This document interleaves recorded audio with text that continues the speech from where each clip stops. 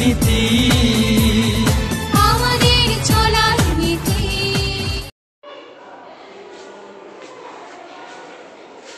প্রিয় শিক্ষার্থীরা, কেমন আছো সবাই? আশা করি ভালো আছো। আমি নবীন কীর্তনিয়া, পূর্বাঞ্চল গণিত বিভাগ, মতিঝিল ফাউন্ডেশনের নিউজিল্যান্ড কলেজ। আজকের অনলাইন ক্লাসে সবাইকে স্বাগত জানাচ্ছি। আমরা আজকে আলোচনা করব এইচএসসিতে যারা 2022-এর পরীক্ষার্থী তাদের নিয়ে, বিশেষ করে বিজ্ঞান বিভাগের যারা স্টুডেন্ট তাদের। আমরা আলোচনা করব উচ্চতর গণিত দ্বিতীয় পত্র নিয়ে। এখানে যে টপিকসটা নিয়ে আমরা আলোচনা করবো সেটা হচ্ছে উপবৃত্ত। আমরা উপবৃত্তের একটা সমীকরণ লিখে রেখেছি। উপবৃত্তের আদর্শ সমীকরণ বলতে যেটা বোঝায়, এখানে আমরা এ গ্রেটার দেন বি দিয়েছে, দুইটা শর্তই হতে পারে, এ গ্রেটার দেন বি, এ লেস দেন বি, দুইটাই হতে পারে। আমরা শুধুমাত্র এ গ্রেটার দেন বি নিয়ে আলোচনা করছি। এখন প্রশ্ন হচ্ছে, স্যার যদি বি গ্রেটার দেন এ হয় তাহলে কেমন হবে? এখানে শুধুমাত্র কি এর পরিবর্তে বি গুলো বসবে, আর যখন স্থানাঙ্কের ব্যাপার আসবে, অর্থাৎ এক্স স্থানাঙ্ক ওয়াই স্থানাঙ্ক, যেখানে এর ব্যবহার আছে ওটা এক্স স্থানাঙ্কে থাকবে, যদি বি এর ব্যবহার হয় সেটা ওয়াই স্থানাঙ্কে থাকবে। এই হচ্ছে আমার মেইন আলোচনা। তাহলে আমরা এখানে একটা প্রশ্ন লিখে রেখেছি এবং এইখানে একটা উপবৃত্তের ছবি লিখে রেখেছি। কোন কোন বিষয়গুলো আমাদের জানা থাকা দরকার সেই বিষয়গুলো এখানে উপস্থাপন করেছি। তাহলে আমরা প্রথমে একটা সমাধানে চলে যাই।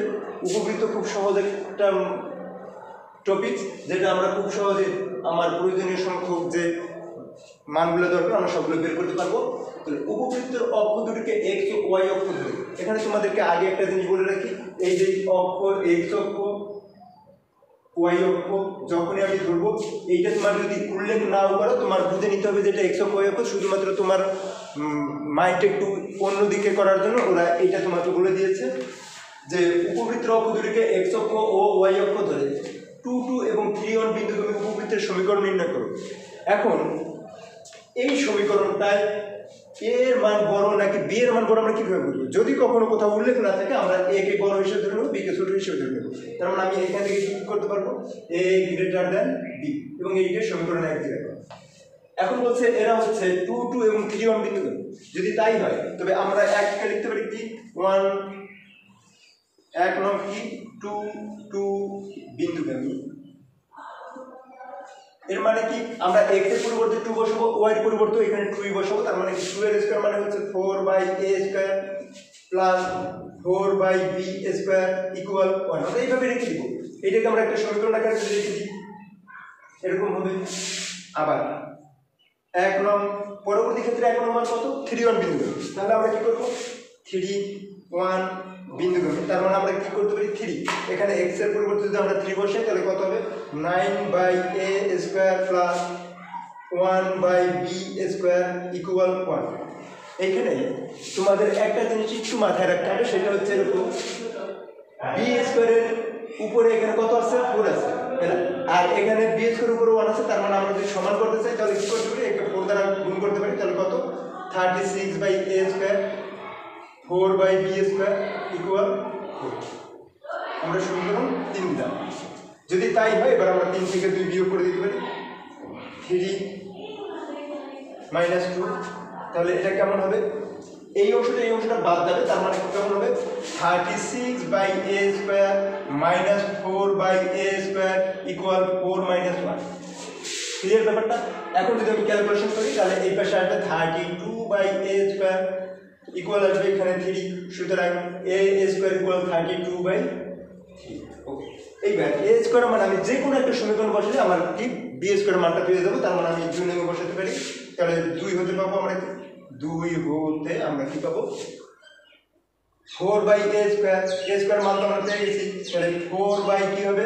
a স্কয়ার মানে কত? 32/3 প্লাস 4/b স্কয়ার, এটার মান আমরা এখন জানি না, ইকুয়াল 1। দ্যাট ইমপ্লাইজ এই 4 দ্বারা যদি 32 কে কাটা হয় তাহলে কত হবে? 8 হবে, 3 2 উপরে যাবে। তার মানে কত হবে? 3/8 plus 4/b square equal 1। That implies আমরা কি লিখতে পারি? b এই পাশে যদি লিখে দিই তার মানে আমরা একটা লাইনে করতে পারি, তারপর একটা লাইন বেশি করি। 4/b স্কয়ার ইকুয়াল 1 মাইনাস 3/8 মানে হচ্ছে 5/8। সুতরাং b স্কয়ার ইকুয়াল হবে কত? 32/5। এখন এখানে স্পষ্টত একটা জিনিস বোঝা যাচ্ছে কি, এর মানটা বড় হচ্ছে, বি এর মানটা ছোট হচ্ছে। তার মানে আমার সমীকরণটা, সুতরাং সমীকরণ কিসের সমীকরণ? এটা উপবৃত্তের সমীকরণ, কারণ আমরা যেটা বলছি যে উপবৃত্তের সমীকরণটি নির্ণয় করব। আমরা এ স্কোয়ারের মান বি স্কোয়ারের মান পেয়ে গেছি, তার মানে সমীকরণটা কেমন হবে? 1 হতে কি পাবো? X square by a square. যখন আমরা এ স্কোয়ার মান বসাবো 3টা যাবে উপরে আর 32 যাবে নিচে। একইভাবে 5 বাই ওয়াই স্কোয়ার 32 ইকুয়াল 1। আশা করি সমীকরণটা দেখো কত সহজে আমরা এখানে এরকম যদি দুইটা বিন্দু দেওয়া থাকে যে এত এত বিন্দুগামী, তখন আমরা কি খুব সহজে এখান থেকে আমরা এই ক্যালকুলেশনগুলো করতে পারবো। যদি তাই করি তাহলে এইখান থেকে আমরা এইটাকে বলতে পারবো কি এইটি হচ্ছে কি সেই উপবৃত্তের সমীকরণ যেটা আমাকে বের করতে বলছে। প্রথম স্টেপ কমপ্লিট। দ্বিতীয় স্টেপে বলছে উৎকেন্দ্রিকতা নির্ণয় করো। উৎকেন্দ্রিকতা যখন আমি করব, আমার প্রথম ব্যাপার হচ্ছে এইখানের দিকে একটু খেয়াল করা। এখানে বলছে উৎকেন্দ্রিকতা ই ইকুয়াল 1 মাইনাস ছোট স্কোয়ার বাই বড় স্কোয়ার এর হোল রুট।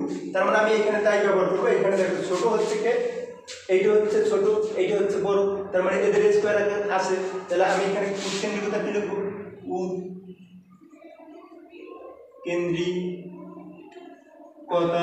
ই ইকুয়াল কত? ছোট স্কোয়ার, ছোট মানে হচ্ছে 32 বাই 5, তার মানে 1 মাইনাস 32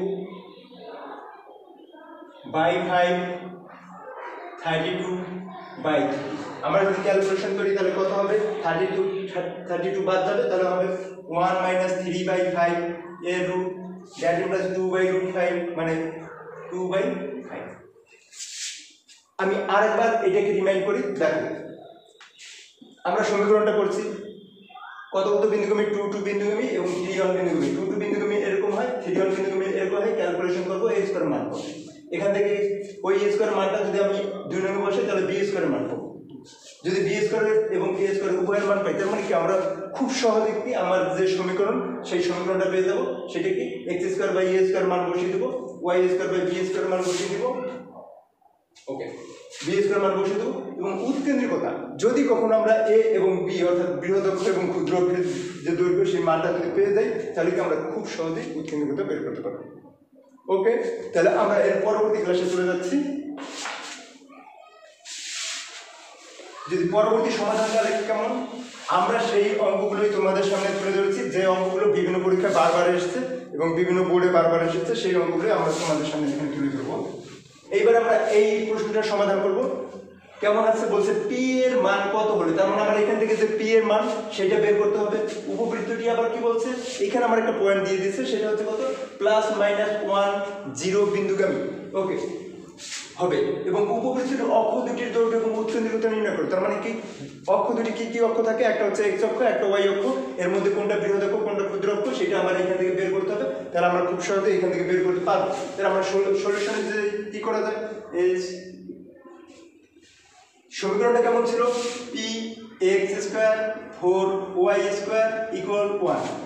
আমরা এখানে যদি একটা সমীকরণ আকারে লিখি, এখন বলছি কত?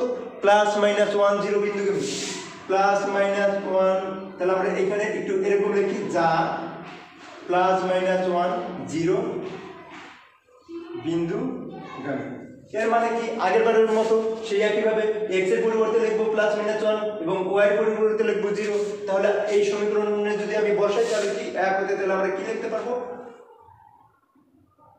p ইনটু 1, কারণ প্লাস মাইনাস 1 এর যদি বর্গ করি প্লাস 1 হবে, ইনটু 4 ইনটু 0 ইকুয়াল 1। সুতরাং কত? p equal 1। তার মানে কি সমীকরণটি কেমন ছিল? সমীকরণটি এখানে যদি নাও লিখি তাহলে কি 1 হতে পাই। 1 হতে আমরা যদি এই মানটা বসিয়ে দিই তাহলে কেমন হবে? X square plus 4 y square equal 1। এখন ব্যাপার হচ্ছে এইটাকে আমরা কি আমার তো যে উপবৃত্তের যে স্বাভাবিক আকার, যে সাধারণ বা আদর্শ আকার, সেই রকম আকার পাইনি। তাহলে এটা পাওয়ার জন্য আমার কি করতে হবে? এটাকে আমরা লিখতে পারি এরকম, এক্স স্কোয়ার বাই 1 এর square plus y square by half এর স্কোয়ার ইকুয়াল 1। দেখো যা এটার সাথে পুরোপুরি মিলে যাবে। যদি তাই হয়, এই হচ্ছে আমাদের আদর্শ সমীকরণ। এরা আমরা সমীকরণ নম্বর 2 দিতে পারি। এখন ব্যাপার হচ্ছে তাহলে এখানে এ সমান কত আছে? এখানে a ইকুয়াল দেওয়া আছে 1 এবং b ইকুয়াল দেওয়া আছে হাফ, অর্থাৎ কি a গ্রেটার দ্যান b। আমরা এখান থেকে দেখো a এর মান পেয়েছি হাফ, b এর মান এর মান পেয়েছি 1, বি এর মান পেয়েছি হাফ। তার মানে আমরা এখানে সরাসরি বলতে পারতেছি a গ্রেটার দেন বি। যদি তাই হয় তার মানে আমি এখান থেকে কি কি আমার যে প্রয়োজনীয় যা যা দরকার সব করতে পারবো। উপবৃত্তের সমীকরণ অলরেডি আমার প্রথম অংশ শেষ। দ্বিতীয় অংশ অক্ষ দুটির দৈর্ঘ্য। অক্ষ দুটির দৈর্ঘ্য আমার কি তার মানে বৃহৎ অক্ষের দৈর্ঘ্য বের করতে হবে, ক্ষুদ্র অক্ষের দৈর্ঘ্য বের করতে হবে। তো বৃহৎ অক্ষ যেহেতু এ বড় তাহলে বৃহৎ অক্ষের দৈর্ঘ্য। এখন বৃহৎ অক্ষের দৈর্ঘ্য সমান কি জানি 2a। যদি তাই হয় তার মানে আমি এখান থেকে লিখে দিই 2 × 1 = 2 এবং ক্ষুদ্র অক্ষের দৈর্ঘ্য 2b মানে হচ্ছে কত 2 × আমরা b এর মান পেয়েছি হাফ। তার মানে কত 2 × হাফ = কত 1। আর একটা জিনিস বলছে সেটা কি উৎকেন্দ্রিকতা। উৎকেন্দ্রিকতা ব্যাপারটা আমার খুব সহজ, আমি সেটা জানি। উৎকেন্দ্রিকতা কি E = 1 - ছোট স্কয়ার। ছোট স্কয়ার মানে কত 1/4। তার মানে আমরা ছোট স্কয়ার এখান থেকে কত বলবো 1/2 এর স্কয়ার, আর এখানে হবে 1 এর স্কয়ার। তার মানে ফলাফল আমার কত হবে 1 - 1/4। তার মানে আমরা যদি ক্যালকুলেশন করি √3/4 = √3/2। এই হচ্ছে উৎকেন্দ্রিকতা। আশা করি এই অঙ্কটা তোমরা ভালোভাবে বুঝতে পেরেছো। তারপর আমি আরেকবার তোমাদের রিমাইন্ড করছি, পি এর মান কত হলে একটা সমীকরণ দেওয়া আছে উপবৃত্তটি এত বিন্দুগামী হবে। বুঝলাম। উপবৃত্তটির অক্ষ দুটির দৈর্ঘ্য বের করতে বলছে এবং উৎকেন্দ্রিকতা নির্ণয় করতে বলছে। আমি তোমাদের সামনে সেই প্রবলেমগুলোই তুলে ধরতেছি যেগুলো বিভিন্ন পরীক্ষা বারবার আসছে, বিভিন্ন বোর্ডে বারবার আসছে। হ্যাঁ, px² + 4y² = এই সমীকরণটা দেওয়া আছে। বলছে কি যা +-1 0 বিন্দুগামী। আমি লিখে দিলাম +-1 মানে কি x এর পরিবর্তে আমি কত বসাবো +-1 আর y এর পরিবর্তে কত বসাবো 0। তার মানে কি x এর পরিবর্তে যদি +-1 বসে তার উপর যদি বড় করা হয় সে কি হবে প্লাস। তার মানে কি p × 1 + 4 × 0। এখান থেকে আমরা p এর মানটা পেয়ে গেছি। যদি তাই হয় p এর মান যদি আমরা 1 নং বসিয়ে দিই তাহলে কি আমরা প্রদত্ত যে উপবৃত্তের সমীকরণ সেটা পাবো। এটা পেয়েছি। কিন্তু মেইন ব্যাপার যেটা হচ্ছে এইটা আমার উপবৃত্তের আদর্শ আকারে নেই। আদর্শ আকারে আনার জন্য আমার কি করতে হবে x² / 1² + y² / ½ এর স্কয়ার ইকুয়াল। এখন দেখো x² / a² y² / b² আকারে চলে আসছে। এখান থেকে আমি a = 1 b = ½ সহজে বুঝতে পারতেছি এর মান বড় b এর মান ছোট। তার মানে বৃহৎ অক্ষ হবে কত x অক্ষ বরাবর, ক্ষুদ্র অক্ষ হবে কত y অক্ষ বরাবর। এরপরে আরো বলছে কত উৎকেন্দ্রিকতা নির্ণয় করার জন্য আমরা উৎকেন্দ্রিকতা E = লিখেছি √1 - ছোট স্কয়ার - বড় স্কয়ার। এইটা যে অক্ষ বলুক তোমার এটা কোনো প্রবলেম না। তোমার দেখতে হবে কি ছোট মানটা কোথায় সে যাবে উপরে, তার বর্গ যাবে উপরে, এবং যে বড় তার বর্গ যাবে নিচে। এই হচ্ছে সহজ ব্যাপার। তার মানে আমরা কি করব 1 - ছোট স্কয়ার - 1/বড় স্কয়ার ক্যালকুলেশন করলে কত আসবে √3/2। তার মানে আমরা উৎকেন্দ্রিকতা কত বলতে পারি √3/2। তাহলে আশা করি বুঝতে পারছো।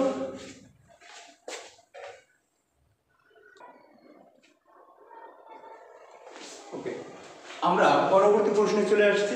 সেটা ছিল দেখাও যে 2x² + y² - 8x - 2y + 1 সমীকরণটি একটি উপবৃত্ত প্রকাশ করে।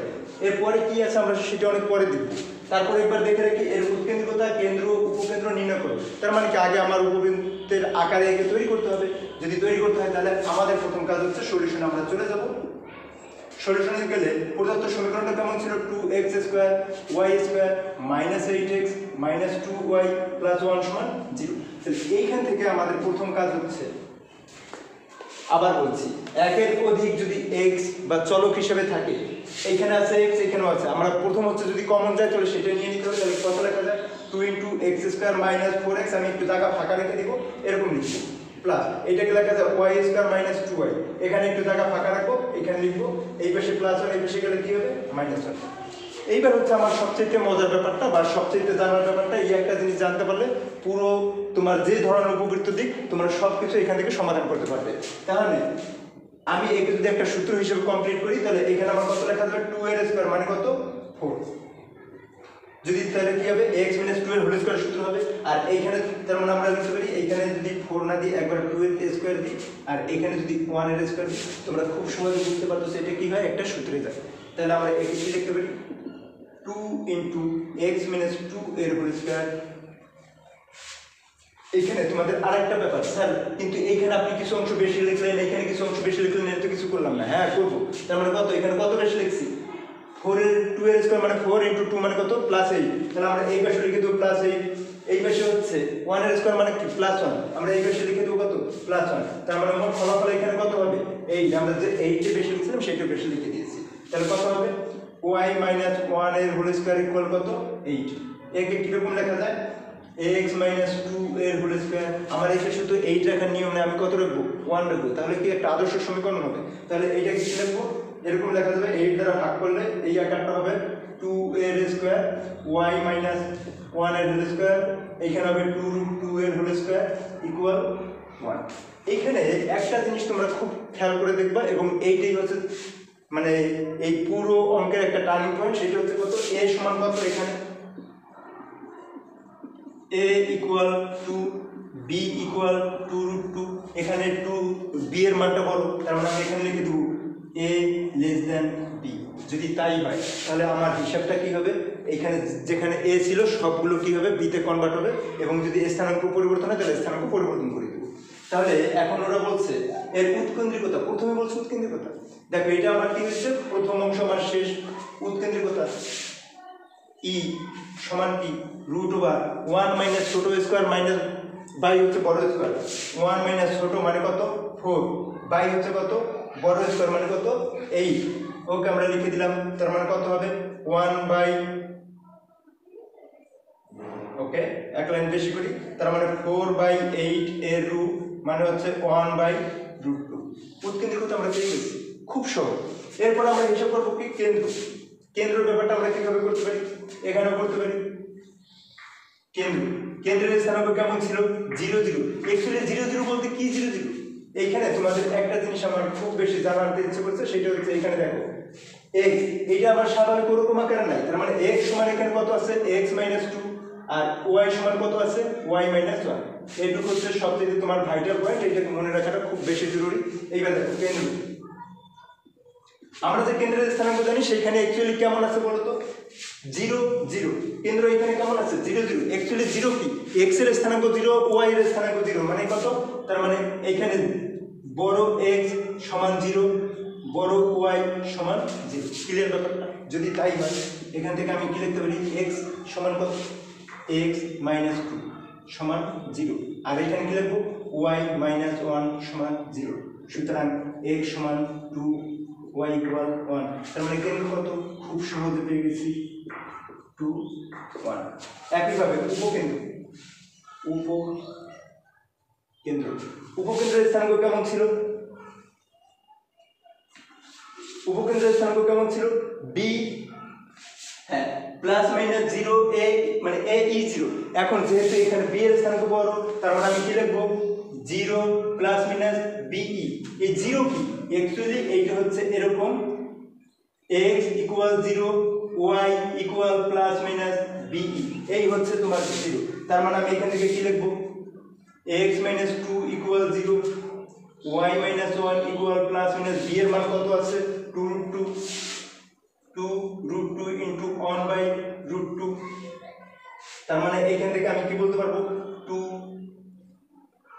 x = 2 ওকে এবং y ইকুয়াল কত -1 আর এখানে কত থাকবে +-2 মানে এরকম -1 প্লাস ইকুয়াল +-2 এখন যদি আমরা একটু ক্যালকুলেশন করি তার মানে x = y এর কয়টা মান আসবে আমি যদি একবার +2 নেই তাহলে একবার আসবে আর হচ্ছে কি -1 একবার আসবে তার মানে বিন্দুগুলো আসবে y ইকুয়াল আসবে হচ্ছে একটা হচ্ছে 3 আর একটা হচ্ছে -1 তার মানে উপকেন্দ্র কেমন হবে দুইটি পাবো একটা হচ্ছে 2 3 আর একটা হচ্ছে 2 -1 আশা করি সবাই খুব ভালোভাবে বুঝতে পারছে তারপর আমি আরেকবার রিমাইন্ড করছি এইরকম আকারে যখনই থাকবে এইখানে x আছে এখানে x আছে আমরা ওই যে সহগগুলো আছে কমন নিব কমন নেওয়ার পর তাকে সূত্র নেওয়ার চেষ্টা করব আবার y এর বেলাও আছে আমরা ঠিক এখানে কমন নিব যদি কমন যায় কমন নিব যদি কমন যায়নি তাহলে কি আমরা এখানে আমার সূত্রে নেওয়ার জন্য এখানে 2 এর স্কয়ার বেশি হয়েছে কিন্তু এর সাথে আরো 2 গুণ আছে তার মানে মোট হচ্ছে 8 বেশি হয়েছে আমরা সেটা